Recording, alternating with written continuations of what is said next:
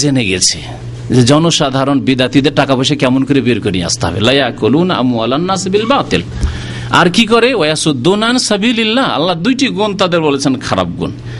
এক তো বাতিল পন্থে তারা পেট পূজা করে, টাকা পয়সা কেমন করে হাসিল করতে হবে তা করে।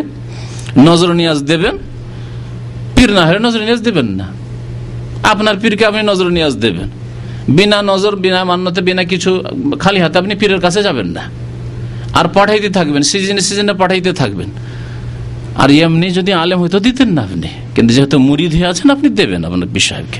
এগুলো হচ্ছে লা ইয়াকুলুনা আমওয়ালান নাস বিল বাতিল ওয়া ইয়াসুদ্দুনা আন সাবিলিল্লাহ। দ্বিতীয় তাদের খারাপ গুণ হচ্ছে তারা আল্লাহর রাস্তা থেকে মানুষকে বাধা দেয়, অর্থাৎ কোরআন সুন্নাহর উপর আমল করতে বাধা সৃষ্টি করে, সহিহ হাদিসের উপর আমল করতে বাধা সৃষ্টি করে, সহিহ হাদিস মোতাবেক নামাজ পড়তে বাধা সৃষ্টি করে, সহিহ হাদিস মোতাবেক আপনাকে আপনার আকীদা বিশ্বাস রাখতে নিষেধ করে, সহিহ আকীদা মোতাবেক চলতে নিষেধ করে। আপনি বলছেন না, একটা ধরতে হবে, সরাসরি হাদিস বুঝতে পারবে না, সরাসরি হাদিসের উপর আমল করা যায় না, কোন একটা ধরো। কি তুমি হানাফি না শাফি না মালিকি না হাম্বলি, কোন একটা ধরতে হবে।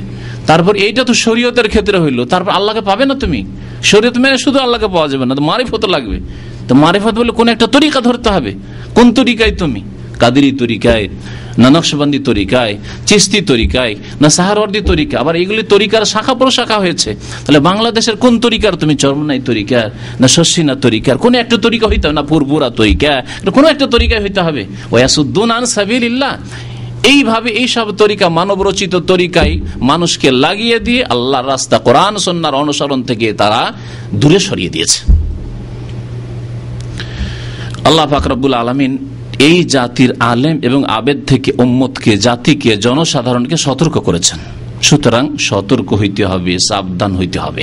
আল্লাহ পাকের হুজ্জত কায়েম হয়ে গেছে জনসাধারণের উপর। এরপরে কোরআন চর্চা করলেন না, পড়লেন না যে ইহুদি খ্রিস্টানদের আলেম আবেদারা যেমন বেঈমানি আত্মসাৎ করেছে জনসাধারণের সাথে, তেমনি এই মুসলিম জাতি সম্পর্কে নবী করিম সাল্লাল্লাহু আলাইহি সাল্লাম ভবিষ্যৎবাণী করেছেন, লা তাত্তাবিউন্না সানানা মান কানা ক্বাবলাকুম। অবশ্যই তোমরা বিজাতিদের অনুকরণ করবে। ইহুদি খ্রিস্টান সম্পর্কে নবী সাল্লাল্লাহু আলাইহি ওয়াসাল্লাম বলছেন, অবশ্যই তোমরা ওই বিজাতি ইহুদি খ্রিস্টানদের অনুসরণ করবে পদে পদে।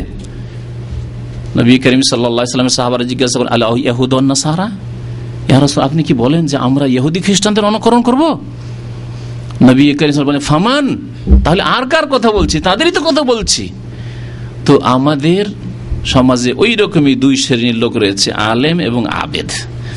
বিদাতি আলেম, বিদাতি আবেদ, এদের দুইটি গুণ আল্লাহ বলেছেন যেমন ইহুদি খ্রিস্টানদের মধ্যে ছিল। এরা বাতিল পন্থায় পেট পূজা করবে।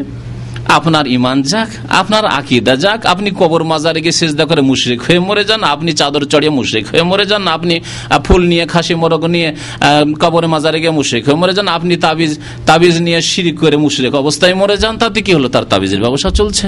লা ইয়াকুলুনা আমওয়ালান নাস বিল বাতিল। এই বাতিল পন্থায় তাবিজ করে করে বহু টাকা কামাই করছে, আয় উপার্জন করছে। ওয়াসুদ্দুনা আন সাবিলিল্লাহ, আল্লাহর রাহ থেকে, তাওহীদ থেকে, সুন্নাত থেকে দূরে রাখছে।